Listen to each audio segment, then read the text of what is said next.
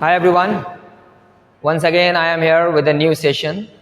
In today's session we are going to discuss about the Victorian era. As you can see on your screen, once again whatever the important facts and events are there during this Victorian era we are going to discuss in a very detailed manners. Here in this session you're going to get so many new things. I hope it may be possible that we have studied those things or not, but it's damn sure that you are going to discuss the important facts and events which happened during that particular era. So now let's start without wasting a time. As we generally know, the Victorian era is regarded to start from 1832 to 1901. हम और आप सभी अच्छी तरीके जानते हैं कि Victorian era की शुरुआत हो जाती है 1832 से होती है और ये 1901 तक रहता है। लेकिन एक्चुअल में माना जाए कि विक्टोरियन एरा की शुरुआत कहाँ से मानी जाती है, तो हम और आपको पता होना चाहिए कि जब क्वीन विक्टोरिया 1837 में एक्सेशन करती हैं थ्रोन को, वहीं से विक्टोरियन एरा माना जाता है। हालांकि 1832 से लिटरेरी ट्रेंड चेंज होने लगा था। उस टाइम पर जो रोमांटिक में जो भी ट्रेंड चल रहा था वो अब धीरे धीरे नए ट्रेंड की तरफ मूव करने लगा था, तो वहीं से विक्टोरियन एरा माना जाता है। दूसरी चीज़ हम ये भी देखेंगे कि रोमांटिक टाइम पर बहुत ज़्यादा इमेजिनेशंस पर, पैशंस पर और कॉमन पीपल की तरफ ध्यान दिया जा रहा था। इस वाले में एरा में हम लोग कुछ अलग चीज़ें देखेंगे। यहाँ पर आप पाएंगे मॉरल अर्नेस्टनेस है, सोशल अनरेस्टनेस है, ये चीज़ें आपको देखने को मिलेंगी। कारण ये है कि ये वो एरा चला था जब काफ़ी ज़्यादा साइंस एंड टेक्नोलॉजी में डेवलपमेंट हो चुका था। ये वो टाइम था जब इंडस्ट्रियल रेवोल्यूशन का टाइम था। बहुत सारी चीज़ें डेवलप हो रही थी, कम्युनिकेशन, ट्रांसपोर्ट, ठीक है, ट्रेड वगैरह सब कुछ ग्रो कर रहा था।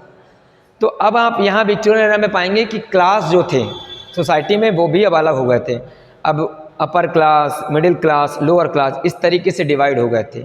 अब एक टर्म है पुअर और रिच, ये यहीं से इमर्ज हो जाता है। तो ये देखते हैं हम लोग क्या क्या है इस वाले एरा में। वैसे हमने आपको बताया कि 1832 से 1901 तक विक्टोरियन एरा माना जाता है। हालांकि आपकी जो W.J. लॉन्ग की बुक है उसमें 1850 से 19 तक विक्टोरियन एरा माना जाता है। और विक्टोरियन एरा स्पेशली जो जाना जाता है वो एज ऑफ कंप्रोमाइज़ और age of peace and prosperity के लिए माना जाता है। ठीक है, तो हमें ये भी याद रखना है कि किस एरा को एज ऑफ कंपेरिजन यानी कि कंप्रोमाइज़ और age of peace and prosperity के रूप में माना जाता है। ये हमें ध्यान रखना है, तो हमारा आंसर हो जाएगा दैट इज़ विक्टोरियन एरा और विक्टोरियन पीरियड। तो हम ये देखते हैं कि when Victoria came on the throne of England in 1837, जब 1837 में आती है तो काफ़ी ज़्यादा चेंजेस हमको देखने को मिलते हैं। सोसाइटी में भी देखने को मिलेंगे, लिटरेचर में भी हमको देखने को मिलेगा और रिफॉर्म्स में भी हमको इनका इम्पैक्ट देखने को मिलेगा। तो यहीं पर हम आपको कुछ डिस्कस कर दे रहे हैं, कुछ इम्पॉर्टेंट एक्ट्स जो इस एरा में पास हुए थे। तो यहाँ पर हम लोग देखते हैं इम्पॉर्टेंट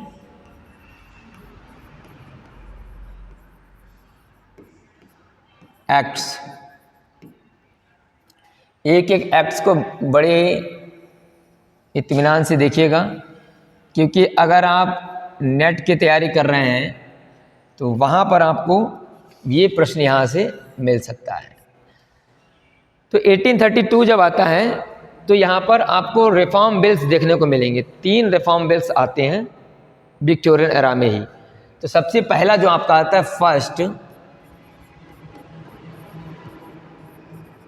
रिफॉर्म बिल आता है आपका 1832 में, और दूसरा आपका आता है 1867 में, और तीसरा आपका रिफॉर्म बिल आता है 1884 में।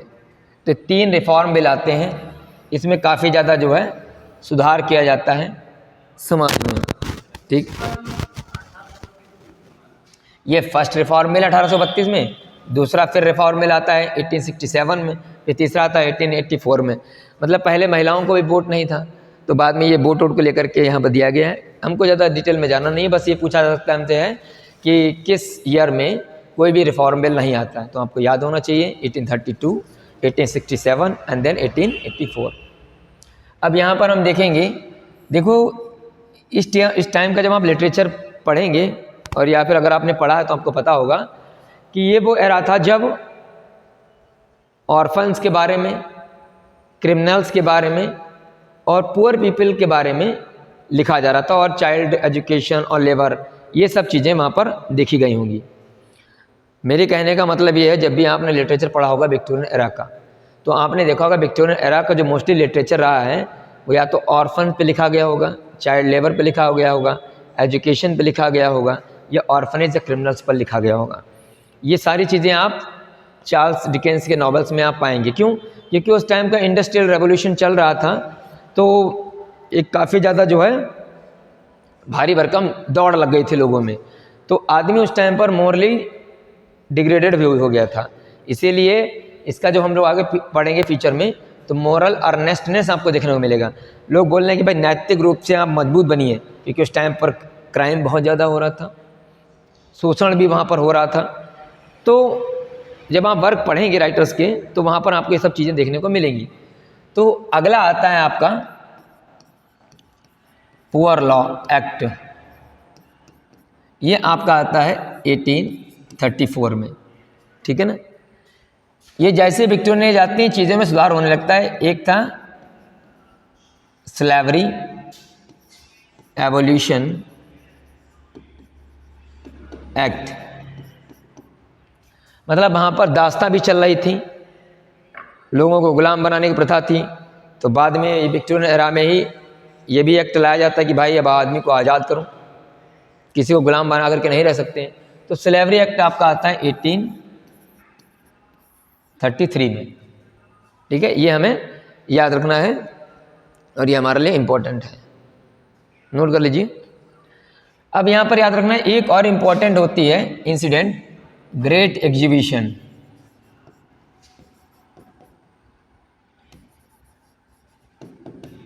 ये ग्रेट एग्जीबिशन होती है 1851 में, ये भी याद रखना है आपको। ये कई बार पूछ लिया जाता है कि ग्रेट एग्जीबिशन कब हुई थी, तो 1851 में। फिर इसमें डार्विनियन थ्योरी आती है, चार्ल्स डार्विन आते हैं, एवोल्यूशन थ्योरी देते हैं। तो 1859 में जब उनका ओरिजिन ऑफ स्पेसीज आता है उस टाइम पर, ठीक है। तो ये इंपॉर्टेंट एक्ट थे जो इस टाइम पर इशू किए गए थे। हालांकि हेल्थ को भी लेकर के एक्ट जो हैं वो इशू किए गए थे 1875 में आता, लेकिन वो हमारे लिए इतना इंपॉर्टेंट नहीं, तो उसको हम डिस्कस करेंगे नहीं, ठीक। आगे बढ़ते हैं। अब यहाँ पर आप कुछ फीचर्स देख रहे होंगे इस टाइम की, तो द प्रोग्रेस ऑफ डेमोक्रेसी। देखिए इसमें जो है डेमोक्रेसी को बढ़ावा दिया गया था, पुअर्स को लेकर भी काम किया गया था, भाई गरीब लोगों को कोई नहीं देख रहा है तो उनके राइट्स को लेकर भी काम किया गया था।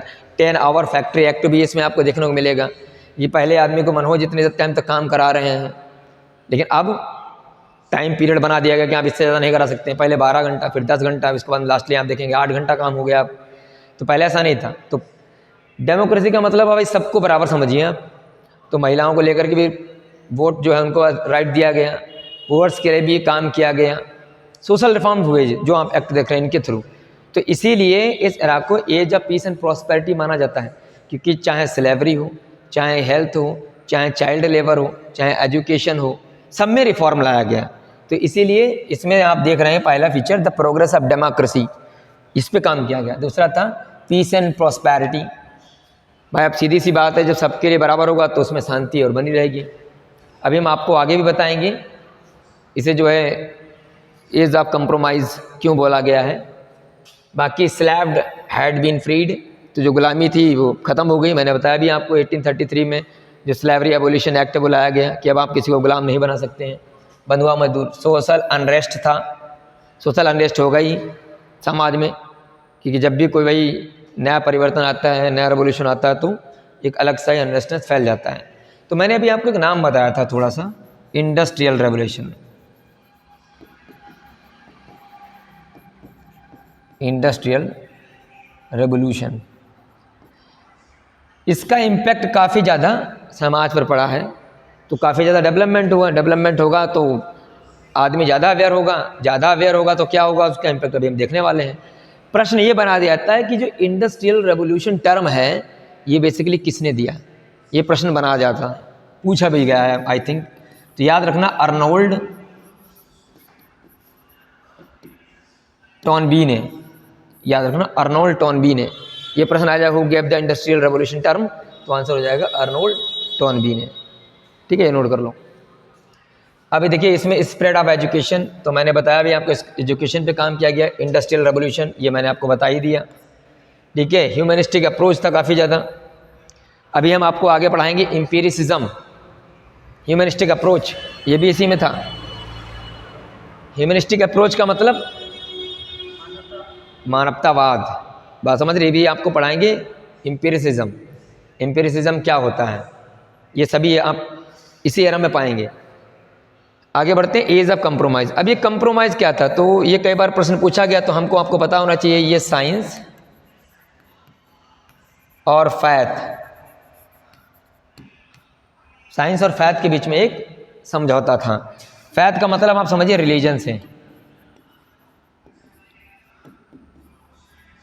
मतलब ये हुआ कि ये वो समय था जब बहुत ज़्यादा साइंस ने डेवलप कर लिया था, चाहे गैलीलियो हों, ठीक है, चाहे आप जेम्स वाट को देखिए, स्टीम इंजन वगैरह सब डेवलप हो चुका था। तो मतलब एक रेवोल्यूशंस आ गया था।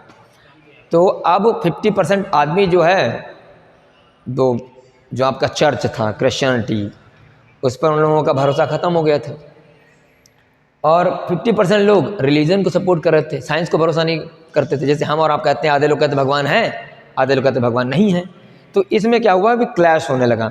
तो वहाँ के प्रीस्ट थे, उन लोगों ने बोला यार ये तो सब हमारा ख़त्म कर देंगे, ऐसे तो एक दिन आएगा तो चर्च को कोई मतलब ही नहीं रह जाएगा। तो फिर क्या होता है, साइंस और रिलीजन के बीच में कंप्रोमाइज़ होता है कि भाई ठीक, तुम अपनी जगह पर ठीक हो और हम अपनी जगह पर ठीक हैं। तो इसीलिए एज ऑफ कंप्रोमाइज़ माना गया इसको है। तो जब प्रश्न ये आ जाए कि भाई एज ऑफ कंप्रोमाइज़ किसके बीच में हुआ, कंप्रोमाइज़ किसके बीच में हुआ, तो हम बताएंगे साइंस और फैथ। फैथ का मतलब है रिलीजन से। ठीक है, ये बात हमें याद रखनी है। तो यहाँ तक आई होप आपको समझ में आया होगा। ठीक है, चलिए अब आप यहाँ देखिए भाई, इसमें क्या है कि this period was marked by freedom from Wars and internal strife. ठीक है ना, जो भी वॉर चल रहे थे, इंटरनल स्ट्राइफ का मतलब समाज के अंदर जो अनरेस्ट फैला हुआ था वो धीरे धीरे ख़त्म होने लगा था। अनरेस्ट का मतलब मैंने आपको पहले ही बताया है कि समाज में ऑर्फन्स, क्रिमिनल्स, एजुकेशन को लेकर के जो सब ये चीज़ें चल रही थी वो अब धीरे धीरे ख़त्म हो रही थी। क्यों? क्योंकि अलग अलग लॉज बनाए गए थे। ठीक है, चलो। And the calmness of the age made the people lovers of tradition rather than them longing for the revolution. तो अब जो है भाई हर जगह प्रॉस्पेरिटी, शांति आ गई, तो थोड़ा सा ये जो भागदौड़ वाली जिंदगी थी वो रुक गई। तो यहाँ हम देख रहे हैं it was the time of the advancement of science. मैंने आपको बताया आपको कि ये जो एरा था काफ़ी ज़्यादा एडवांस हो गया था साइंस में। ठीक है, and the development of a scientific temper of a mind. तो आदमी जब साइंस डेवलप होगी तो साइंटिफिक टेम्परामेंट भी होगा हमारा आपका। और इसीलिए देखो आज इतना साइंस डेवलप कर गया, इसलिए लोगों का भरोसा ईश्वर पर से उठ गया। लोग कहते थे कि भाई चांद पर भगवान रहते हैं, लोग चांद पर पहुंच गए, वहाँ कुछ ही नहीं है कि नहीं? तो अब सब चीज़ें बदल रही हैं। अब यहाँ भी देखते हैं, but it brought a challenge to the old values of life and the Christian ways of life. जब साइंस डेवलप कर गई तो दिक्कत खड़ी हो गई क्रिश्चियन वे ऑफ लाइफ को लेकर के, लोगों ने सवाल उठाने खड़े कर दिए। अब वही तो चीज़ है, जब आदमी पढ़ा लिखा होगा तो सवाल नहीं उठाएगा कि तुम धर्म की अफीम खिला रहे हो या क्या कर रहे हो। और आजकल देख ही रहो क्या हो रहा है। तो पढ़ा लिखा जितना आदमी होगा उतना ज़्यादा वो सवाल जवाब करेगा, नहीं पढ़ा होगा तो कुछ भी तब पढ़ा दो। ओल्ड इंग्लिश पीरियड में आप देखो अंधभक्त थे लोग, आज भी हैं मॉडर्न में, लेकिन अब ये अलग चीज़ है कि अब कम रह गए है ना। कहने का मतलब ये है कि भाई कोई भी चीज़ हो, आपके पास इतना ब्रेन होना चाहिए कि क्या उचित है और क्या अनुचित है, उसमें आप डिफ्रेंशिएट कर पाएँ। बस वही जो चीज़ है, थोड़ा सा रीज़न लगाओ। तो वही चीज़ यहाँ पर भी हुई। अब इसमें देखो वे ऑफ लाइफ है, वैल्यूज़ को assurance of regarding redemption, salvation, ये सब चीज़ें वहाँ पर आ गई थी। और commerce and trade has greatly progressed because of the industrial revolution. तो मैंने आपको बताया था कि भाई इंडस्ट्रियल रेवोल्यूशन हुई, इसलिए ट्रेड के क्षेत्र में, कॉमर्स के क्षेत्र में, कम्युनिकेशन के क्षेत्र में, ठीक है, और ट्रांसपोर्टेशन के क्षेत्र में काफ़ी ज़्यादा डेवलपमेंट हुआ इस एरा में। तो इसीलिए इसको age of peace and prosperity बोला जाता है, संपन्नता से परिपूर्ण था ये, है कि नहीं। चलो अब यहाँ पर एक हम टर्म देख रहे होंगे, एक रिलीजियस मूवमेंट था ये इसी ड्यूरिंग में, इवेंजेलिकलिज्म, ठीक है। इवेंजेलिकलिज्म एक मूवमेंट था, एक रिलीजियस मूवमेंट है। इसमें क्या बात की गई है, ये बात करता है कि भाई सोशल रिफॉर्म क्यों ज़रूरत है हमें, why do we need the social reforms in the society. It was talked about the evangelically movement, ठीक है। Evangelicalism movement was nothing than a religious movement. दूसरा था, इसने कहा ह्यूमैनिटेरियन एक्शंस पर बात की कि हमारे और आपके जो भी एक्शंस हों वो ह्यूमैनिटेरियन हों, हमारे जो भी कदम उठें वो मानवतावाद के लिए उठें, एक दूसरे के सहयोग के लिए उठें। तो अगर आपसे ये पूछ लिया जाए कि इवेंजेलिकलिज्म मूवमेंट जो है वो बेसिकली किस एरा में चला, तो हम बताएंगे विक्टोरियन एरा का है। दूसरा हमसे ये पूछ लिया जाए इसने किसकी एडवोकेसी की, मतलब किसकी वकालत की, इसने क्या कहा, तो इसने कहा कि सोशल रिफॉर्म्स होने मतलब उसकी ज़रूरत है, क्योंकि समाज अगर आप आगे ले जाना चाहते हैं तो सोशल रिफॉर्म्स होने चाहिए। दूसरा, हम जो भी कार्य करें वो ह्यूमैनिटेरियन होने चाहिए। और तीसरा, मोरल बिहेवियर की बात की, बात समझ रहे हैं, क्योंकि इस टाइम पर मोरल अर्नेस्टनेस काफ़ी ज़्यादा था, मोरली आदमी डिग्रेडेड हो रहा था, तो ये सब के सब बात कर रहे थे कि मोरली व्यक्ति को स्ट्रांग होना चाहिए। तो एक फीचर आता है, प्रश्न पूछा गया था कि भाई मोरल अर्नेस्टनेस किस एरा की सबसे बड़ी फीचर है, तो हमारा आंसर हो जाएगा विक्टोरियन एरा, ठीक है। हाँ, याद रखना है।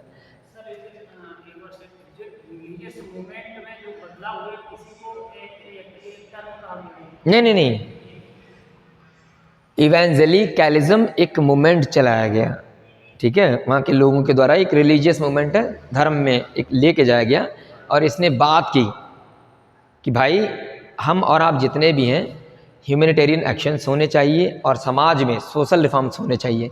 जैसे आप हमारे इतिहास में पढ़ेंगे, ठीक है, शुद्धि आंदोलन, भक्ति आंदोलन, ये क्यों चला गया, बिल्कुल ये वैसा ही था, ठीक है। हाँ, तो अब इसने मेन चीज़ कही, बोले कि the Bible as the fundamental text to read and pray, और इसने जोड़ दिया कि बाइबल्स को आपको पढ़ना है और बाइबल के हिसाब से काम करने हैं, लोगों को समझाया।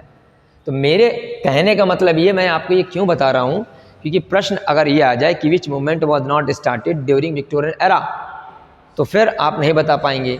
तो इवेंजेलिकलिज्म मूवमेंट हो गया, फिर आपको हम बताएंगे अभी एम्पिरिसिज्म और यूटिलिटेरियनिज्म, ये सब के सब टर्म इसी एरा में कॉइंड होते हैं, तो ये हमारे लिए इंपॉर्टेंट है। बात क्लियर है? हाँ। अब आप यहाँ पर देख रहे होंगे यूटिलिटेरियनिज्म। यूटिलिटेरियनिज्म जैसा नाम है वैसे ही काम है। कहने का मतलब ये कहते हैं कि कोई भी हमारा ऐसा एक्शन जो व्यक्ति को सुख देता है, शांति देता है, समृद्धि देता है, ठीक है, और उसका कोई भी नेगेटिव इम्पैक्ट नहीं हो, तो वो यूटिलिटेरियनिज्म है। अगर हमने कोई ऐसा काम किया जिससे आपको दुख हो गया, तो फिर that is not the utilitarianism. Clear है बात? यूटिलिटेरियन मतलब उपयोगितावाद। अगर कोई भी वस्तु, कोई भी व्यक्ति यदि किसी व्यक्ति के लिए उपयोगी बन रहा है, उसको लाभ पहुंचा रहा है, तो फिर वो यूटिलिटेरियन है, ठीक है। हाँ, तो इसको याद रखना। इसके दो रिप्रेजेंटेटिव थे मेनली, एक थे आपके जर्मी बेंथम, दूसरे थे आपके जॉन स्टुअर्ट मिल। ये दो नाम आपको याद रखने, ये मोस्ट इंपॉर्टेंट है। तो प्रश्न अगर ये बना दिया जाए way who were the precursors और लीडर ऑफ यूटिलिटेरियनिज्म, तो आंसर हो जाएगा जर्मी बेंथम और जॉन स्टुअर्ट मिल। ये दोनों नाम याद रखने हैं। अब अगर ये पूछ लिया जाए कि ये क्या है, तो आप यहाँ देखेंगे ये कहता है कि we can define an action positive. कोई भी एक्शन पॉजिटिव है या नेगेटिव है, ये हमें कैसे पता लगेगा? तो when it provides pleasure and happiness. अगर पॉजिटिव एक्शन आपका है तो आपको प्लेजर और हैप्पीनेस देगा। अगर हैप्पीनेस दे रहा है, प्लेजर दे रहा है, तो that is utilitarianism, because it has a utility. When it is giving you the negative impact, it means that it's not a utilitarian. Got it or not? हाँ. But also benefits to a majority of people. For example, it also talks about that whatever you brought out an action that should be beneficial for a lot of people or for a particular majority, then it will be given the name as a utilitarianism, otherwise it doesn't have any existence. अगर आपको कोई भी काम जो समाज के लिए अच्छा हो, एक समुदाय के लिए अच्छा हो, उनको सुख दे सके, उनको समृद्धि शांति दे सके, तो दैट इज़ यूटिलिटेरियनिज्म, मतलब दैट हैज़ यूटिलिटी। नहीं है तो फिर नहीं है। क्लियर बात? The action negative in the opposing situation, अगर इसके अलग में है तो फिर वो that is not the utilitarianism. Clear बात? तो नाम याद रखना, जर्मी बेंथम हो गए और जॉन स्टुअर्ट मिल। अब आप यहाँ पर देख रहे हो कि एम्पिरिसिज्म। अब मैं एक क्वेश्चन पूछता हूँ, जो आप लोग हमारा वीडियो देख रहे हैं, आप ये बताइए कि एलिजाबेथन एरा में एक ऐसा राइटर हुआ है जो एम्पिरिकल वर्क जिसके लिखे हैं और जिसके वर्क में एम्पिरिसिज्म देखने को मिलता है, उसका नाम आपको बताना है। और वही एम्पिरिसिज्म आपको यहाँ भी देखने को मिलेगा। एम्पिरिसिज्म का मतलब समझिए, ये है लगभग सिमिलर ही, लेकिन थोड़ा सा अलग है। कैसे अलग है? जैसे हमें ईश्वर ने और आपको ईश्वर ने जन्मजात शक्तियाँ प्रदान की हैं। अब एक शिक्षा में एक परिभाषा है कि हमारा जो जब जन्म होता है तो हमारे अंदर पहले से ही आंतरिक शक्तियाँ जो होती हैं वो निवास करती हैं, परंतु शिक्षा उनका चौमुखी और सामंजस्य जो है विकास करता है।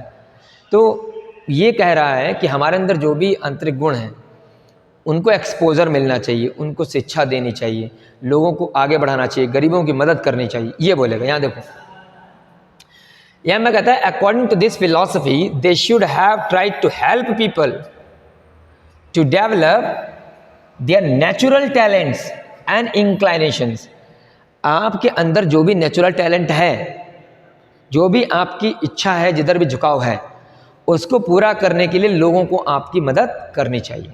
जैसे मान लो कोई बच्चा है, हमें पता है ये गाना गाने में अच्छा बढ़िया कर सकता है, क्रिकेट खेलने में अच्छा कर सकता है, साइंटिफिक टेम्परामेंट इसका है, तो हमें बच्चे को आगे लीड करना चाहिए। अगर ऐसा कर रहे हैं तो दैट इज़ एम्पिरिसिज्म। ठीक है ना? They gave great importance to education. अब एम्पिरिकल राइटर जो भी रहे उन्होंने कहाँ ध्यान दिया है? एजुकेशन पर एंड आर्ट। ठीक है? They also contributed to the reforms in favour of poor. अगर कोई भी ऐसा रिफॉर्म जो गरीबों की मदद करता है और उसका कोई सपोर्ट करता है तो दैट विल बी एम्पिरिकल। ठीक है ना? तो अब हमने कितने मोमेंट पढ़े अभी? ये हमने देखा इवेंजिकलिज्म, हमने देखा यूटिलिटेरियनिज्म और हमने देखा एम्पिरिसिज्म। 3 हो गए। ठीक है? अब इसके बाद में हम लोग देखेंगे प्री रैफेलाइट पोएट्री, वो भी इसी मूवमेंट आएगा। फिर एस्थेटिसिज्म भी देखेंगे हम लोग, डेकेडेंस मूवमेंट है, 1990s है, वो भी इसी एरा में पढ़ेंगे।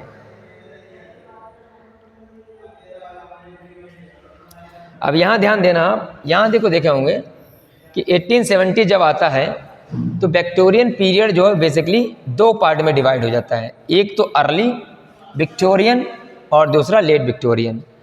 देखिए एक बात समझिए, जब तक ओरिजिन ऑफ स्पीसीज नहीं आता है चार्ल्स डार्विन का, तब तक चीज़ें चल रही होती हैं। जैसे ही चार्ल्स डार्विन का ओरिजिन ऑफ स्पीसीज आता है, थ्योरी ऑफ एवोल्यूशन आता है, चीज़ें समाज में बदलने लगती हैं। विक्टोरियन एज को 2 भागों में बांटा गया है। एक तो early Victorian age, early Victorian age जो माना जाता है, मान लो 1860 से शुरू हो जाता है, 1860 से ही। ठीक? इसके पहले वाला 1860 तक चलता है ये अर्ली विक्टोरियन एज। ठीक? और 1860 के बाद जो है वो लेट विक्टोरियन एज हो जाएगा आपका। अब ऐसा क्यों है? यहाँ तक तो आपका अलग चल रहा था, यहाँ पर बात हो रही थी किसकी? देखो मैं बता दे रहा हूँ अभी फटाफट सब कुछ अभी यहीं। देखो यहाँ बात हो रही थी आपकी मॉरल वैल्यूज़ की, यहाँ पर बात हो रही थी पुअर्स की, यहाँ पर बात हो रही थी ऑर्फन्स की, यहाँ बात हो रही थी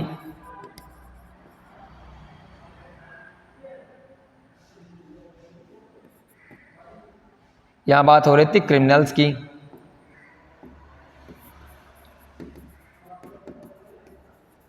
ठीक है? और यहाँ बात हो रही थी रिफॉर्म की।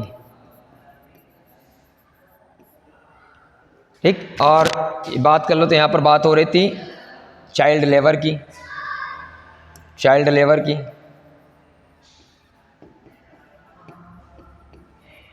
लेबर की और एजुकेशन की, ठीक है। ये वो टाइम चल रहा था अर्ली विक्टोरियन एज में। लेकिन जैसे धीरे धीरे धीरे धीरे 1860 तक आते हैं, अब लोग जो हैं इस, हमने आपको बताया कि हर एक चीज़ की एक लिमिट होती है, जैसे आती हुई लोगों ने मुख मोड़ लिया। मतलब अब जो भी वर्क पढ़ो तो उसमें ये आपका मॉरल अर्नेस्टनेस, पुअर ऑर्फन सोसाइटी, ये एकदम रियलिज्म था इस टाइम पर। मॉरल पर्पस था और रियलिस्टिक बहुत ज़्यादा हो गए थे ये लोग। इस एरा की लिटरेचर पूरी की पूरी रियलिस्टिक थी, तो रियलिज्म था, मॉरल पर्पस थे, इसमें मॉरल वैल्यूज़ के बारे में बात हो रही थी। तो अब इन्होंने कहा यहाँ से जो है लेट विक्टोरियन जो भी हुए हैं उन्होंने थोड़ा सा परिवर्तन किया। अब उन्होंने कहा कि यार जितना भी आपका आर्ट और लिटरेचर है, अब ये आर्ट फॉर आर्ट से होना चाहिए। मतलब अब ये मॉरल वाली बातें छोड़ो, अब जो आप लिख रहे हैं वो केवल प्लेजर के लिए होना चाहिए, ब्यूटी के लिए होना चाहिए, ठीक है। तो वहीं से आपका ट्रेंड बदल जाएगा। आप प्री रेफलाइट ब्रदरहुड देखेंगे, एस्थेटिसिज्म की शुरुआत देखेंगे और बाद में फिर आप 1990s भी देखेंगे, ठीक है। तो इसीलिए आप यहाँ पर देख रहे होंगे, तो आप देखेंगे much writing of the Victorian period whether it is imaginative और डायरेक्टिव इन वर्ड्स और in prose reflected current social economic and intellectual problems. उस टाइम में जो भी चीज़ें चल रही थी अर्ली विक्टोरियन की, तो चाहे वो आपकी सोशल इश्यूज़ हों, इकोनॉमिक इश्यूज़ हों या फिर इंटेलेक्चुअल प्रॉब्लम्स हों, वो सब चीज़ें लिटरेचर में दिखाई जा रही थी। बाद में क्या होगा भाई, बाद में फिर इन सब चीज़ों को, चाहे सोशल इकोनॉमिक इंटेलेक्चुअल प्रॉब्लम, सबको डिस्कार्ड कर दिया जाएगा। अब लिटरेचर का मतलब literature means only for pleasure and beauty, ठीक है ना। तो इसीलिए कई बार प्रश्न भी पूछ लिया जाता है। देखो इसमें आप जब देखेंगे लिटरेचर टाइम्स में विक्टोरियन में चलता है, ये विक्टोरियन नॉवेल्स के बारे में बताया गया यहाँ पर है। यहाँ के जो भी प्लॉट होते थे विक्टोरियन एरा के, वो लूज प्लॉट्स होते थे, ठीक है ना। उसमें जो मिक्सचर होता था स्ट्रेंथ एंड वीकनेस का, इंटरटेनमेंट वैल्यूज़ होती थी, पैनोरामिक वैल्यूज़, इमेंस वैरायटी मिलेगा आपको, इमेजिनेटिव रेंडरिंग रियलिटी देखने को मिलेगी, ह्यूमर भी था, करेक्टराइजेशन भी था और lack of high artistic standard. तो ये विक्टोरियन नॉवेल्स की बात है, ये विक्टोरियन नॉवेल्स में आपको देखने को मिलेगा, ठीक है ना। एक खास बात यह है लूज प्लॉट, ये मोस्ट इंपॉर्टेंट है। एक बार नेट में प्रश्न आया था कि चार्ल्स डिकेंस के जितने भी नॉवेल्स हैं उनके प्लॉट वेल निट हैं या कैसे हैं, तो याद रखना लूज प्लॉट्स हैं, वेल निट नहीं है, क्योंकि यहाँ पर कैसा है लूज प्लॉट्स हैं, ठीक। ये प्रश्न पूछ ले। लूज प्लॉट का मतलब होता है कि एक जो प्लॉट होता है सिस्टमेटिक ढंग से बड़ा बढ़िया तरीके से उसको प्रेजेंट किया गया हो। लूज प्लॉट का मतलब जो इंसिडेंट्स हैं उनका सही अरेंजमेंट नहीं है। प्लॉट का मतलब क्या होता है, the correct arrangement of the incidents, वो नहीं था इसमें, ये चीज़ से लूज प्लॉट बोलते हैं, ठीक। अब ये आपके विक्टोरियन जो है नॉवेलिस्ट आपको यहाँ देखने को मिलेंगे। तो इसमें सबसे बड़े आपके जो हैं चार्ल्स डिकेंस महोदय हैं।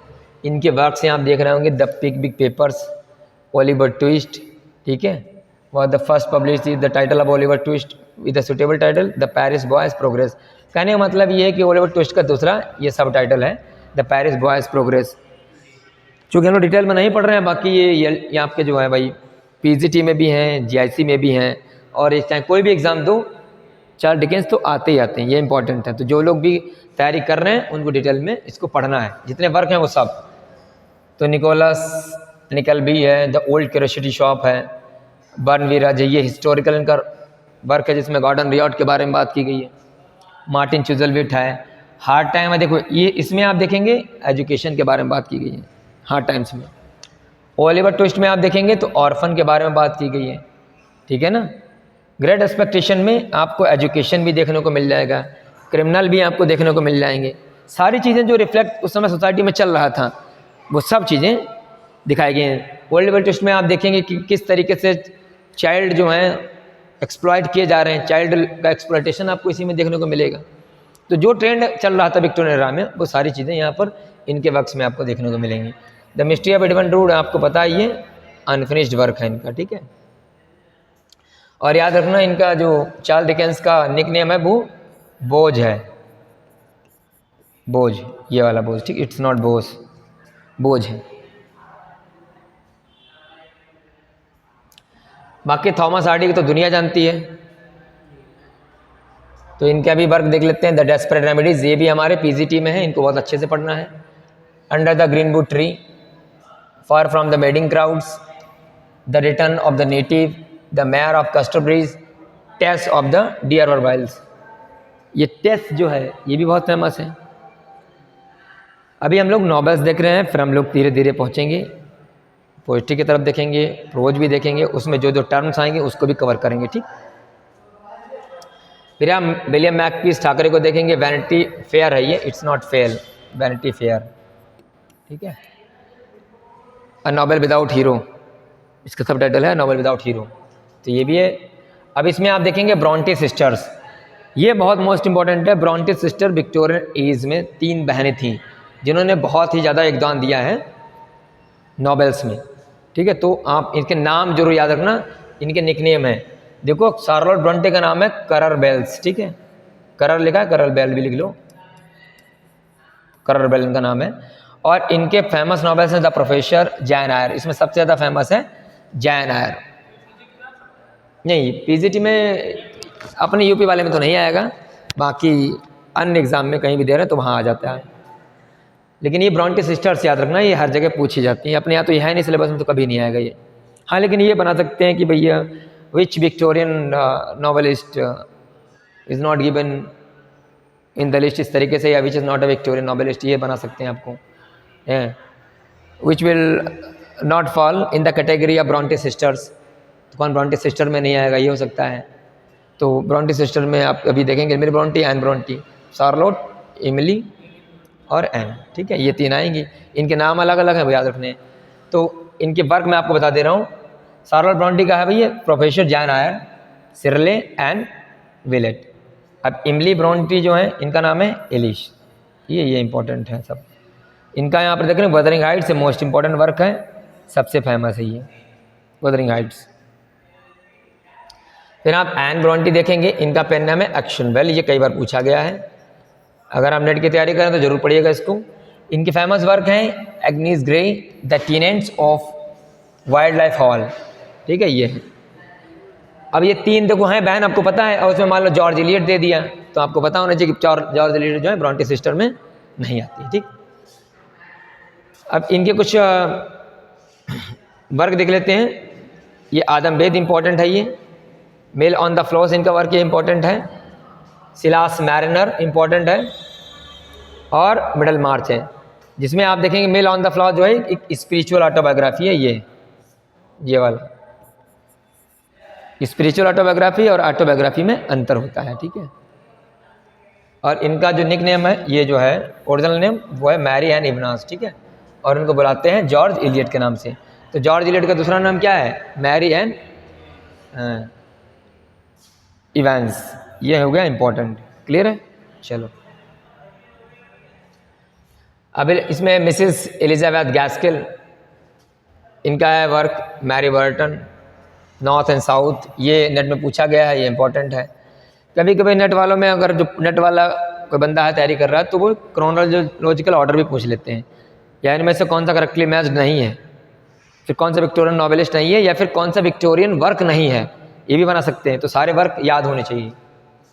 और बाकी ये और नाम दे रखे हैं, चार्ल्स रीड हैं, किंग्सले हैं, ये थॉमस लपीकॉक हैं, जॉर्ज मेरेडिथ हैं, ये नाम दे रखे हैं। जो नेट की तैयारी कर रहे हैं वो ये सबको कवर करें, अच्छे से पढ़ें, पेपर में आएगा।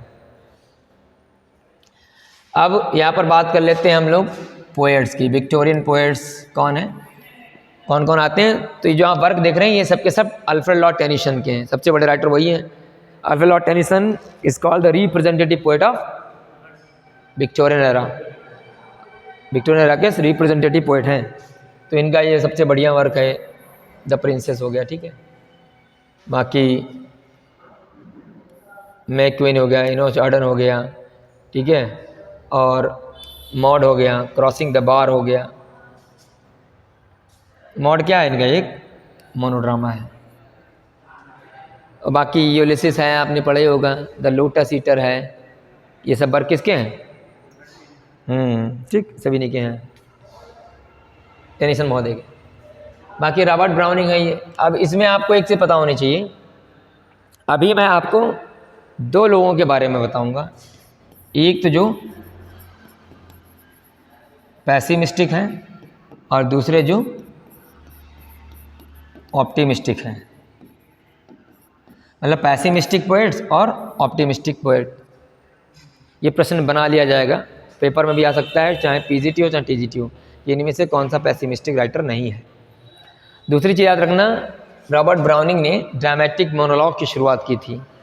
इनके जितने वर्क हैं वो सब ड्रामेटिक मोनोलॉग में लिखे गए हैं। तो ये माना जाता है कि भाई Robert browning is the father of dramatic monologue, याद रखना।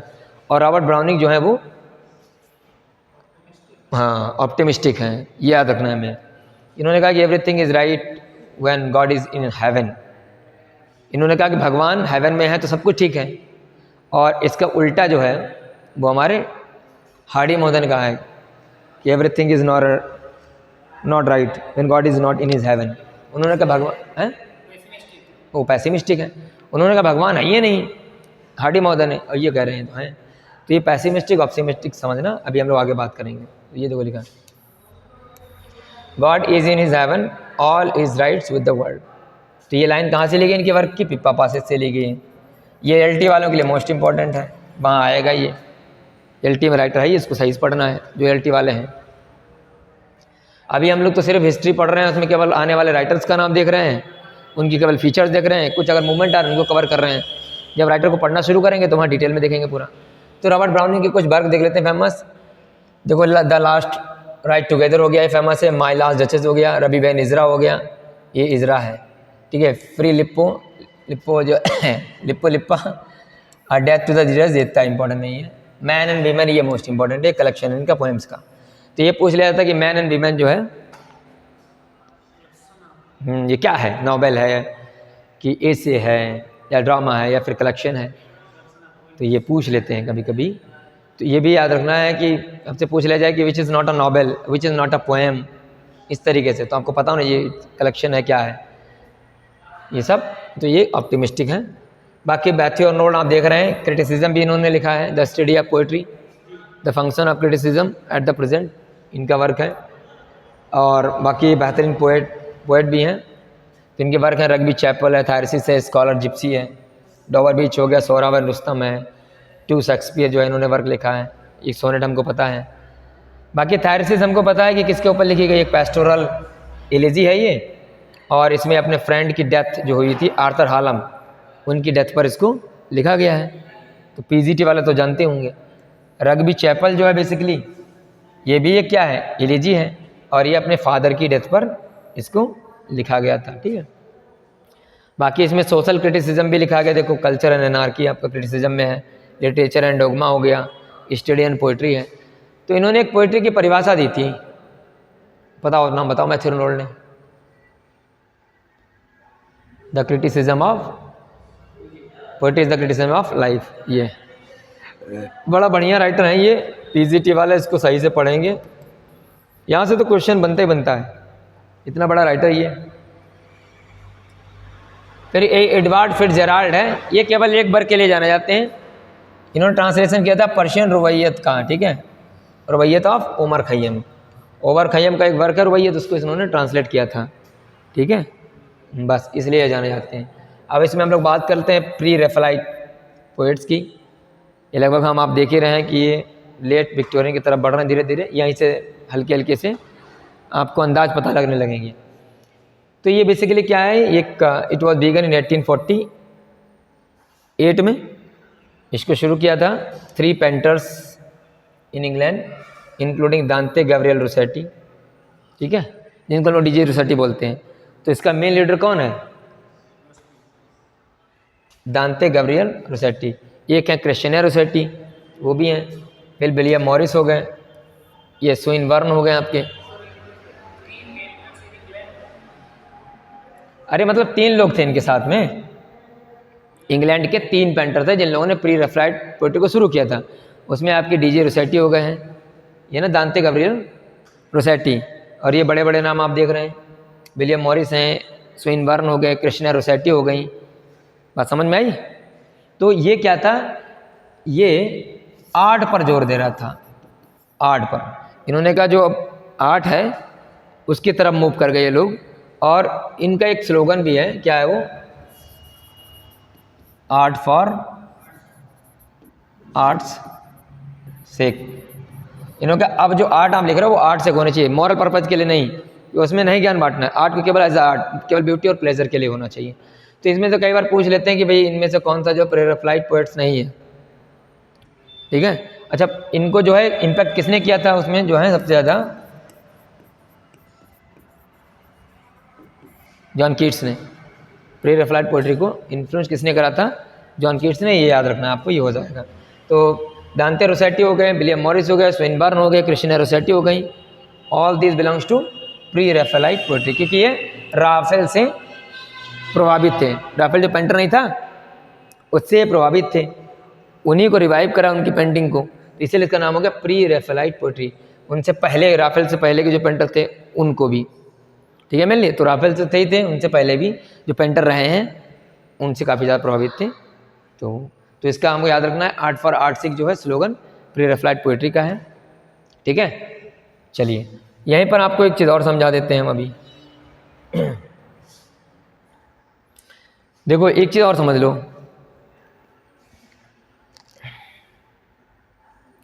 80s-60s के बाद आपका जो है एस्थेटिसिज्म मूवमेंट स्टार्ट हो जाता है। हाँ, एस्थेटिसिज्म, ठीक है, मूवमेंट। अब ये एस्थेटिसिज्म मूवमेंट बेसिकली क्या था, तो ये भी आर्ट से संबंधित था, लेकिन ये इन्फ्लुएंस था किससे, डेकेडेंस मूवमेंट से। हम सौंदर्यवादी इसको बोलेंगे। तो फ्रेंच में एक डेकेडेंस मूवमेंट चल रहा था, फ्रेंच में डेकेडेंस मूवमेंट था, चल रहा था, जिसके जो हैं आपके जो आप प्रणेता बोले जाएंगे, तो हम आपको बता रहे हैं चार्ल्स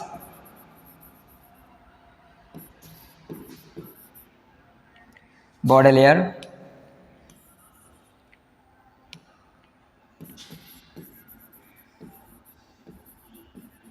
चार्ल्स बॉडेलियर और थियोफाइल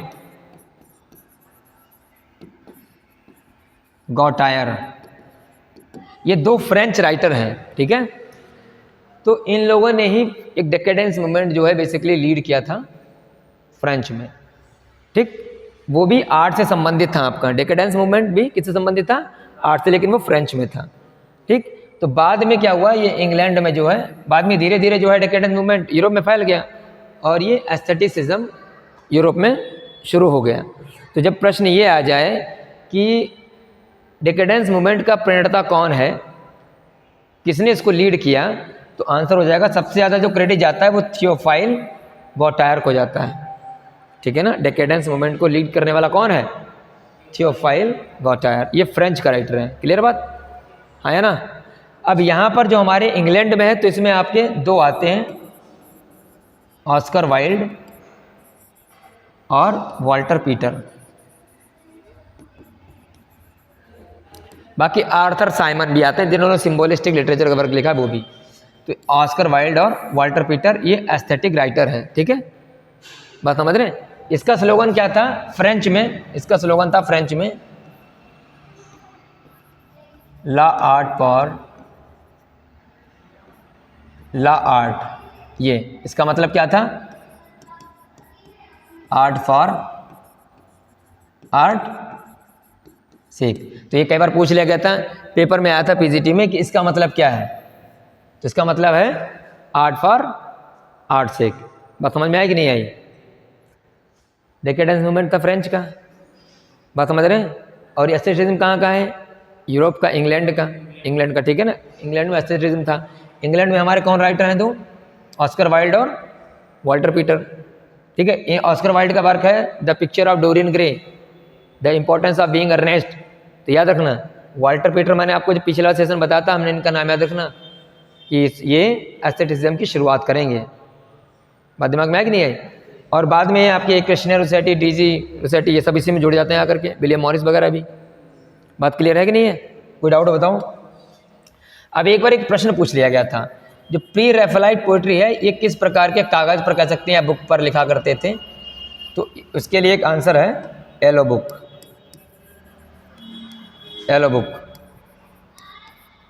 ये प्रश्न कभी आ जाए तो क्या लगाएंगे? Yellow book. किस कागज़ पे लिखते थे? Yellow book. क्लियर? कोई दिक्कत? चलो, तो इसमें जो जॉन रस्किन आप देख रहे हैं, जॉन रस्किन भी आपके इसमें आते हैं, ठीक है। प्रोज राइटर में है 7 lamps of architecture, the stone of Venice unto the lost. इससे महात्मा गांधी जी काफ़ी ज़्यादा प्रभावित थे। और the crown of wild olive and sesame and lilies, ये इनके वर्क हैं। अब एक चीज़ बताओ, जॉन रस्किन ने एक टर्म दिया था, वो क्या है?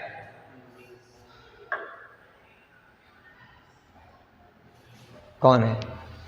और वो टर्म आपका वर्क में आता है मॉडर्न पेंटर्स में। Modern painter, pathetic fallacy. क्या था? Pathetic fallacy. अब ये पैथेटिक फैलासी क्या है वो हम लोग, पैथेटिक फैलासी क्या है वो हम लोग आगे देखेंगे। अफेक्टिव फैलासी क्या है वो हम लोग आगे देखेंगे, है ठीक है। चलो, जितने प्रकार की फैलासी हैं वो हम लोग जब टर्म कवर करेंगे तो वहाँ देखेंगे।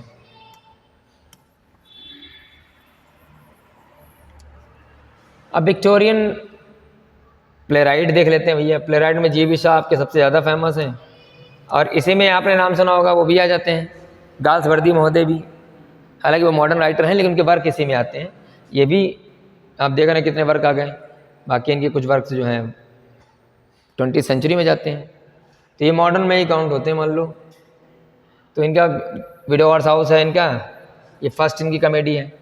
बाकी फिर इन्होंने सीरीज ऑफ प्लेज लिखे हैं, जैसे कि इनके वर्क क्या है, द फिलेंडरर हो गया, आर्म्स एंड द मैन हो गया, ठीक है, सुपरमैन है, arms and the man, the doctor dilemma, getting married, Fanny's first play, Androcles and the lion, Pygmalion. ये मोस्ट इंपॉर्टेंट वर्क है, ठीक है, पिगमेलियन। इसमें फोनेटिक के ऊपर बेस्ड है। ऐसा कौन सा वर्क है जो फोनेटिक के ऊपर बेस्ड है? तो पिगमेलियन है, ठीक। ये इनका work. Head breaking, back to Methuselah, ठीक है, और सेंट जोन्स। अब देखो ये वो टाइम था ना, धीरे धीरे आप देखेंगे कि अब इनके जो प्लेज हैं तो किसके नाम जानते हैं? किसके? इनके प्लेज को एक टर्म दिया था, क्या नाम? Drama of ideas. Drama of ideas के नाम से। तो प्रश्न कभी बना दिया था कि ड्रामा ऑफ आइडियाज़ किनके वर्क जाने जाते हैं? तो आंसर हो जाएगा जी.बी. शाह, ठीक है। और हमको आपको पता है इनको नोबेल प्राइज़ भी मिला था। मिला था नहीं मिला था? अच्छा चलो ठीक है। तो ये थे आपके कुछ रही है वहाँ पर राइटर जो हमने डिस्कस किए। अब थोड़ा सा यहाँ पर उनके नाम देख लेते हैं जो पैसिमिस्टिक हैं। तो इसमें आप देखेंगे ए. ह्यूम हो गए, बाकी आपके थॉमस हार्डी हो गए, ठीक है। ये आपके कैसे हैं? पैसिमिस्टिक सबसे ज़्यादा जो है इनको माना जाता है। बाकी मैं आपको बता रहा हूँ, जैसे अर्नोल्ड का भी है, जैसे डॉवर बीच आपने देखा होगा लिखा हुआ है, लेकिन जो मेनली का एकदम है वो उसमें थॉमस हार्डी सबसे ज़्यादा है, और ए. हाउसमैन हो गए, और बाकी ये डेविडसन हो गए, डाउटसन हो गए, और ये भी। और इनका दरवैया तो उमर खैयम है, वो भी। तो ये है तो बस सारे के सारे पैसिमिस्टिक ही आपके। तो आपको नाम याद रखना, प्रश्न ये बना दिया कि विच is not a pessimistic writer. तो इसमें ये तो आपको राइटर जरूर मिलेगा, ये वाला, यही हाउसमैन और थॉमस हार्डी, दो तो होंगे, ठीक है। बाकी मैथ्यू आर्नोल्ड तो कहीं नहीं दिए जाते हैं। बाकी इनका हम तो आप सभी जानते हैं, पढ़ा है डॉवर बीच में दिखता है हमें। तो ये मिलेगा जेम्स थॉमसन और एडवर्ड फिट्जजेराल्ड। तो ये वो राइटर हैं जो क्या माने जाते हैं? हाँ, पैसिमिस्टिक माने जाते हैं। चलिए, अब इसमें एक चीज़ मैं आपसे पूछ रहा हूँ, वो मुझे बताइएगा, फिर उसके बाद इसको सेशन ओवर करेंगे। नॉटी 90s,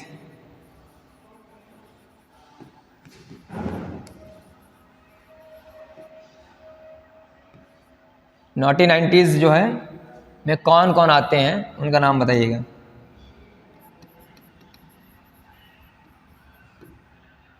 नॉटी 90s मतलब 90 के बाद, लेट 19th सेंचुरी में नॉटी 90s के नाम से जाने जाते हैं। उस टाइम के लोगों ने थोड़ा सा रिवोल्ट कर दिया था। तो कुछ राइटर्स ऐसे हैं जो जाने जाते हैं, उसमें से आपके ऑस्कर वाइल्ड भी आते हैं। बाकी नाम बताइएगा, पता हो तो सर्च कीजिएगा, बताइएगा, ठीक है। तो मिलते हैं अगले सेशन में नए जोश के साथ, उमंग के साथ। तब तक पढ़ते रहिए, लगे रहिए। जय हिंद, जय भारत।